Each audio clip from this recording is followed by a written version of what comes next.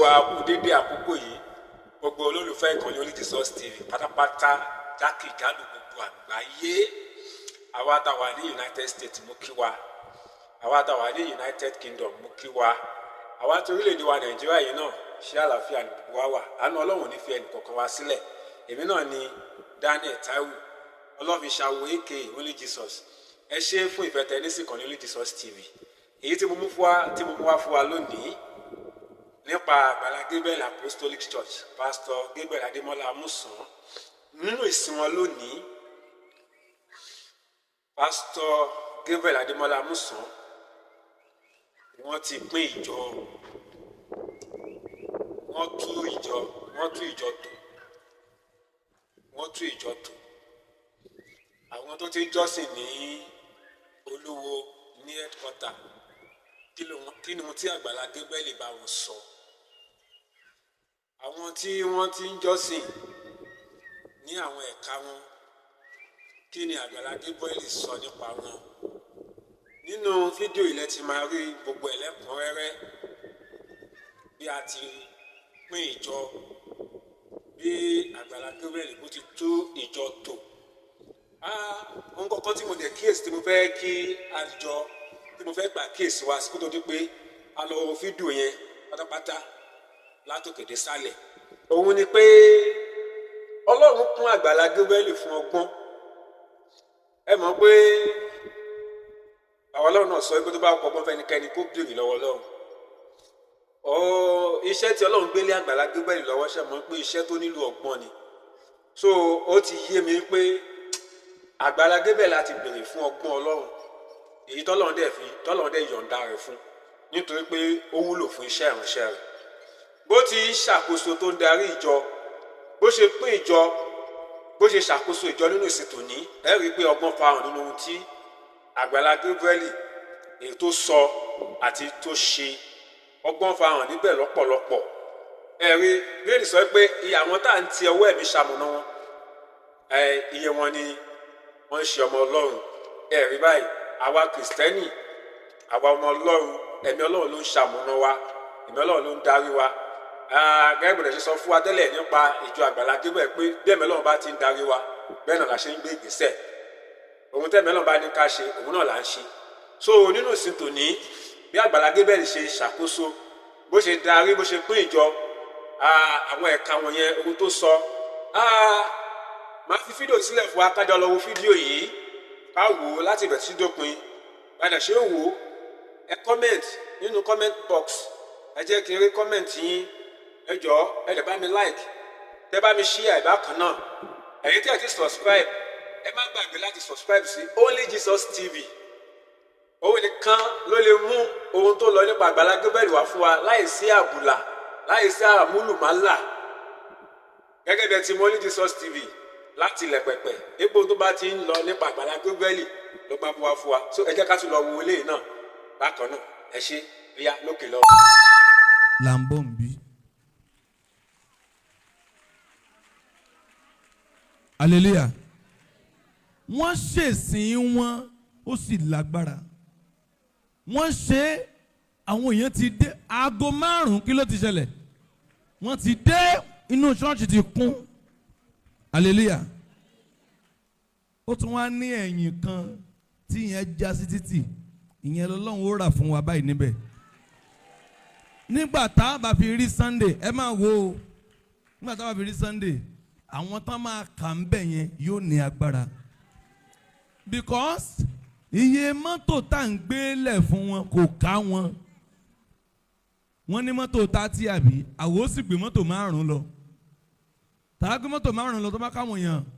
mọ́tò 5 àwọn tó bá kù ń gbóná máa lọ. Wọ́n á padà lọlé àbíkán ṣe kí ni àbíkán lọ bòmí sọ pé kò sí yẹn mọ́.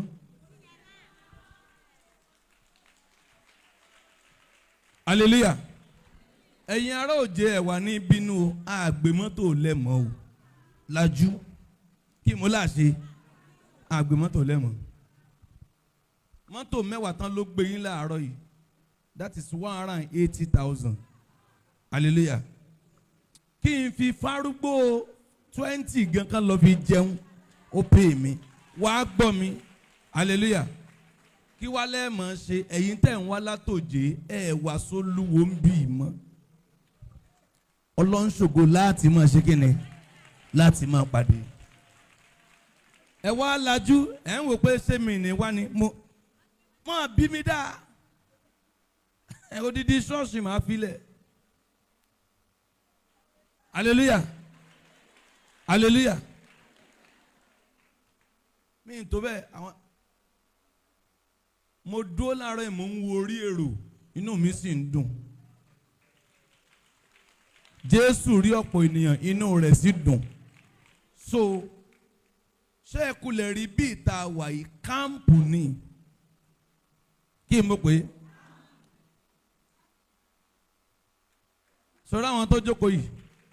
àwọn náà lọ múra torí ìwọ náà gbọ́dọ̀ mú èèyàn ṣe ti rí pé ńgbà táwọn ará òjè débi ìwọ náà dìde kó wu àwọn èèyàn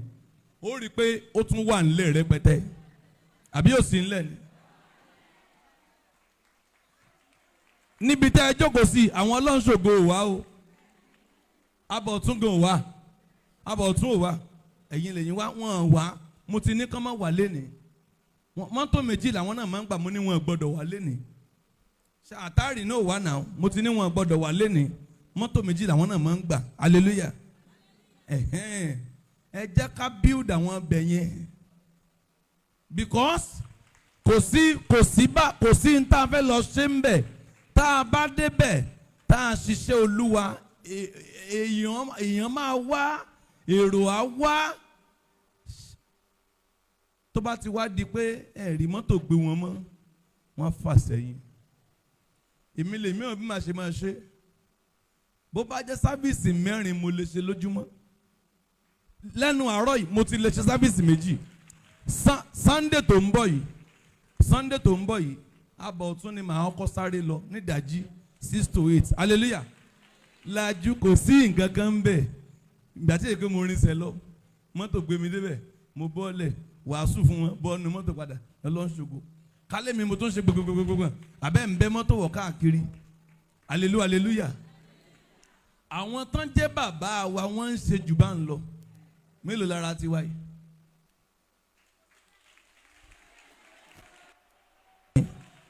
Àmín mo ti fi yín yan gàn darí àbí mo ní kẹ́ ẹ má ti sọ ilé ní kí mo ní wọ́n ti ṣe mo ní wọ́n ti pàtẹ́wọ́ hallelujah dada ìwọ ni ìwọ wà ń lé ẹnìkan ní sẹ́ mo wá ń kó lọ ní ìǹkó lọ ibi mo wà ṣùgbọ́n gbogbo Wednesday mi ń tẹ̀ta gbogbo ọjọ́ wo Wednesday ara ọlọ́nṣògo lè wá kò sí mọ́tò ṣàǹkólẹ̀ nípa ìgbé nǹkan kan sílẹ̀ lẹ́yìn junction títì nìkan ni. so ẹ̀yin òjé ẹ má jẹ̀rú ò báyìí o bẹ́ẹ̀ bá ti ń débẹ̀ ẹ rí Jésù ẹ sì rí mi ẹ wá máa wò ó irú táìmù báyìí wọ́n ti parí yóò lè jẹ́ ìmọ̀mọ́ ẹ mọ̀ tètè dé torí ẹ̀yin mọ̀mọ́ tẹ́ máa ń fẹ́ jókòó wájú nígbà tó fi di aago 6 àbọ̀ èrò ti kún bẹ̀ ẹ wà ètè máa dé mi ìgbé mọ́tò lẹ̀ o látòjé s'Ọlọ́runṣògo kò jìnnà hallelujah ẹ ń bá wá ní akíntúnmọ́ gbé mọ́tò lé láti òjé s'Ọlọ́runṣògo so that àwọn ètò tọ́lọ́ ní máa ṣe fárúgbó yóò lè máa jẹ jáde ọ̀pọ̀lọpọ̀ owó tà ń ná lórí mọ́tò ló ń fà á tí àfiráyè ṣe ọ̀pọ̀ nǹkan ní Sunday mi àná 500,000 àná 600 lórí mọ́tò ẹlẹ́dàáyé àtọ̀run gbọ́ ṣùgbọ́n torí tiẹ̀ náà ni ẹ wà á rí àánú gbà ṣùgbọ́n báyìí àgbè mọ́tò lẹ́mọ̀ ṣọ́ọ̀ṣì yìí ni Agbala ẹ̀yin náà lẹ lolúwo ẹ̀yin lẹ ní gbogbo ẹ̀ àti igbá àtẹ̀yìn àtiwájú ẹ̀yin náà lẹ ní ṣùgbọ́n ẹ wá síbí ìmọ̀ ní Sunday níbo láti jọ máa pàdé Ọlọ́runṣògo ẹnìkan lóhun ò mọ bẹ̀ mò ń bọ̀ ẹnìkan lóhun ò mọ bẹ̀ since tẹ́ ẹ̀ ti mọ bẹ̀ hallelujah nígbà tọ́pọ̀lọpọ̀ tí láwọn ò mọ̀ bẹ̀ wọ́n máa ṣe ìsìn ní Tuesday láàárọ̀ wọ́n ní ìpàdé agbára Olúwa gbé mi náà dìde wọ́n ní Tuesday yìí kí mo ní wọ́n ṣe wọ́n ní Tuesday lẹ́ẹ̀fì wá mọ̀ bẹ̀ kí lẹ́wàá ṣe ẹ bá ń gba mọ́tò fún wọn mọ́tò òjé sọ́lọ́ ń ṣògo èlò ni ẹ bí wọ́n léèrè èlò wọn ó gbà mi rò pé ó yẹ kí ìyẹn ó ṣe kí ni kò yẹ kó pọ̀ mọ́tò àwa gbé yín wá lọ́jọ́ yẹn èmi máa sanwó lọ́jọ́ yẹn nìkan ni o tẹ́ ẹ fi lè mọ́ bẹ̀ mọ́tò gbé yín wá síbẹ̀ láàárọ̀ Tuesday látijọ́ yẹn lọ báyìí ó ti kù sọ́wọ́ rẹ̀ hallelujah ọlọ́run wá ṣe kò jìnnà sí títì ẹ̀yin wọlé ti débẹ̀ rí kò jìnnà sí títì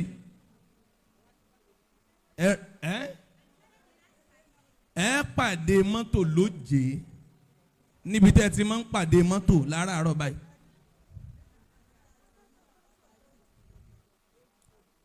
ok ẹ máa ń wá látàpátá wá sóje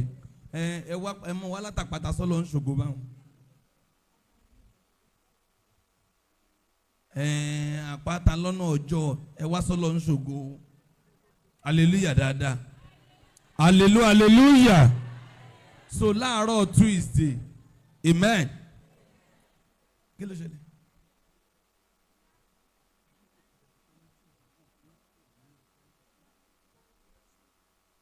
ẹ̀ẹ́n tó bá ti ráyè nu wọn ẹ gbọ́ wọn lọ́pọ̀lọpọ̀ ní ráyè láàárọ̀ Tuesday àwọn tó bá ti ráyè àwọn tó bá ti wá wọn ó júwe fún àwọn tí ò wá kẹ́ẹ̀kan fi lè mọ̀ bẹ̀ ní Tuesday kẹ́ẹ̀kan fi lè ṣe kí ni o kẹ́ẹ̀ lè mọ̀ bẹ̀ ẹ̀ rí ọwọ́ Ọlọ́run ẹ̀ rí ọwọ́ Ọlọ́run so láti Sunday yẹn lọ báyìí mọ̀ retí pé mọ́tò fẹ́ gbé wá sólúwo tó o bá ti jí wọ mọ́tò Ọlọ́run ṣògo ó tán ẹnìkan náà kó fẹsẹ̀ rìn ẹsẹ̀ rìn láti bo èyàn fẹsẹ̀ rìn látọ̀jẹ́ Ọlọ́run ní jẹ́ àrí dààmú kí a lóde ẹ taka òṣì dànù hallelujah sọ pé ìjọ Ọlọ́run ń tẹ̀síwájú ayé mi ó tẹ̀síwájú.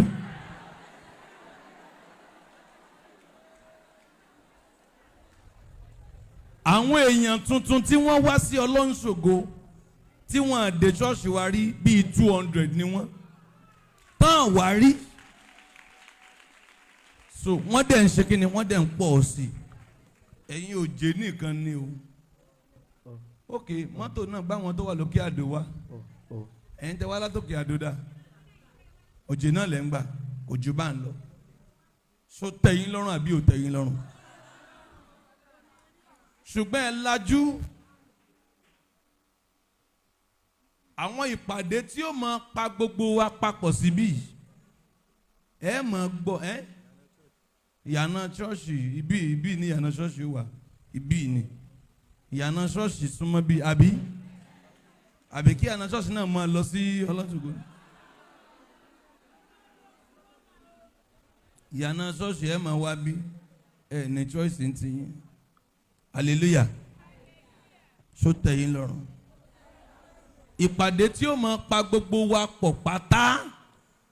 ẹ máa gbọ́ nú àwọn program wa ẹ máa gbọ́ tó o bá ti ń wá déédéé. Irú convention tó ń bọ̀ nsìn ibi láti ṣe ní July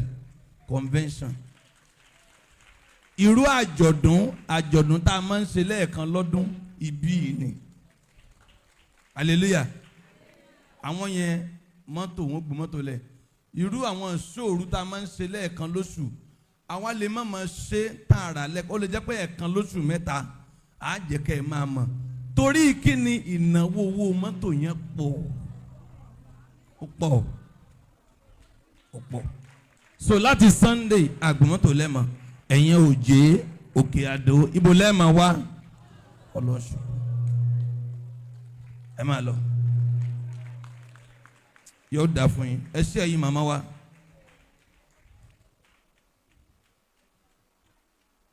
yóò tiẹ̀ dà fáwọn màmá yẹn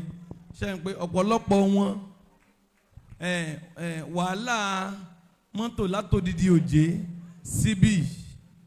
kémi tó tún kú òǹbí lọ sílé jẹ́ ń bèrè ìwọ tó jókòó yìí ibo ló ti ń wá náà.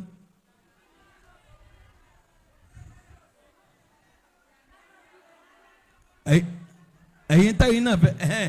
ẹ̀yin tẹ́ wá láti dalẹ̀ gan ẹ wá ẹ̀yin tẹ́ wá láti dalẹ̀ gan ẹ wá. mọ́tò ẹ̀mí ò lẹ lọ láàárọ̀ yìí ẹ̀kan kílẹ̀ ẹ̀ lọ lẹ́ẹ̀kejì ni onílọ́jà mi gbọ́ ẹ̀ lọ lẹ́ẹ̀kejì ni wọ́n lẹ́nu nǹkan pé ládùúgbò wọn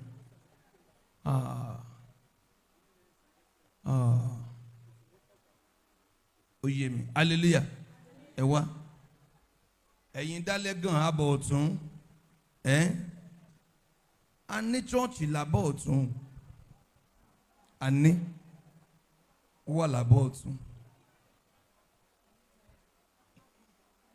ẹ fẹ́ mọ̀ bẹ́ẹ̀ ṣé ẹ fẹ́ mọ̀ bẹ́ẹ̀ àbí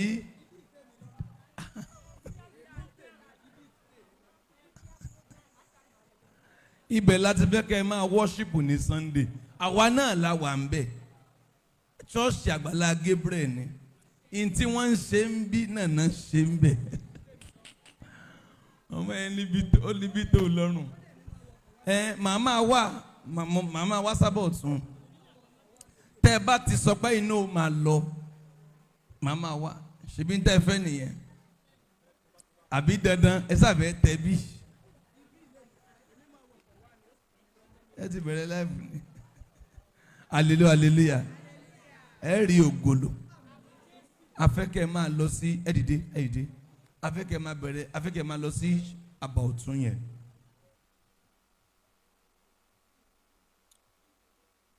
mo wá ń bọ̀ ń bẹ̀ ní ìdájí Tuesday mo ń bọ̀ ń bẹ̀ ní ìdájí Tuesday ìdájí.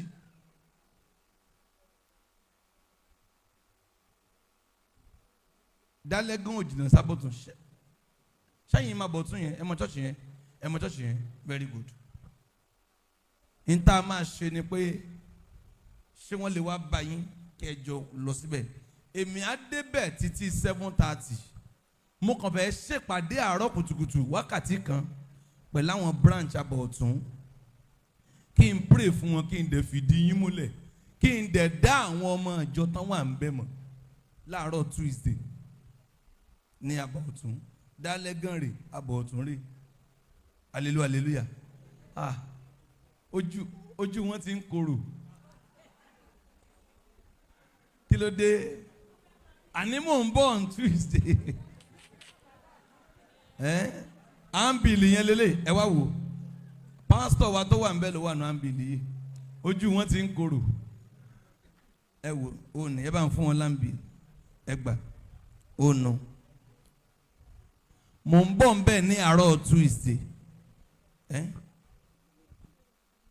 amen amen gbogbo ń tá a fẹ́ ṣe ń bẹ̀ ojú aago 6 sí aago 9 lọ tí n bá pẹ́ jù ní aago 9 á ti parí mo fẹ́ pray fún yín kí n dẹ̀ dẹ́ ẹ̀yin tẹ́ wà ń bẹ̀ mọ̀ so ibẹ̀ lẹ́tì máa worship tí n bá fi lè rí yín tẹ́ bá fi lè kóra yín jọ á jẹ́ pé ọ̀dọ̀ yín ni màá ti kọ́ máa ṣe service láàárọ̀ kùtùkùtù Sunday kí n tó lọ sọ́lọ́ ń ṣògo kí n tó wá síbí báyìí hallelujah ẹ rí ọwọ́ Ọlọ́run ṣe rí àfẹ́kẹ́ ẹ máa dààmú ara yín káàkiri ìyá ó láwọn ò dààmú káàkiri jàre o àní màmá wa àmọ́ wa ká júwe ó yẹ júwe fún ẹ sọ ibi tó wà fún wọn.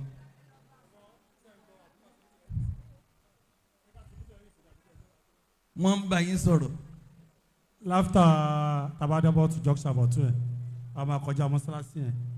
after mọ́sálásí la máa yà wọlé. kò jìnnà ojú àwọn tí mò ń wo ojú wọn korò ẹ fẹ́ lọ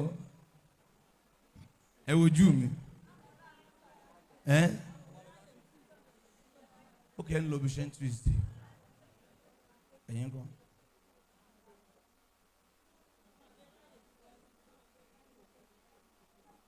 ojú wọn ti korò ó dáa ẹ lọ máa bá ń gbé wọn Sunday ẹ má wọrí.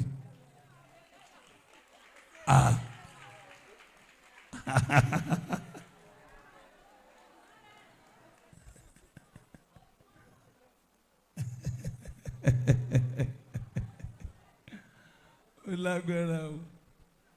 hallelujah hallelujah.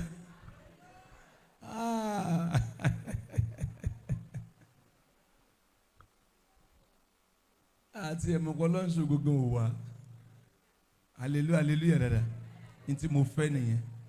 sáwọn àtàrí kan náà dé yìí. dídé wáyé lórí ẹsẹ̀ rẹ̀ hallelujah ńlá méje ó yá ó yá ó yá ó yá ẹ má má jò rẹ̀ yẹn.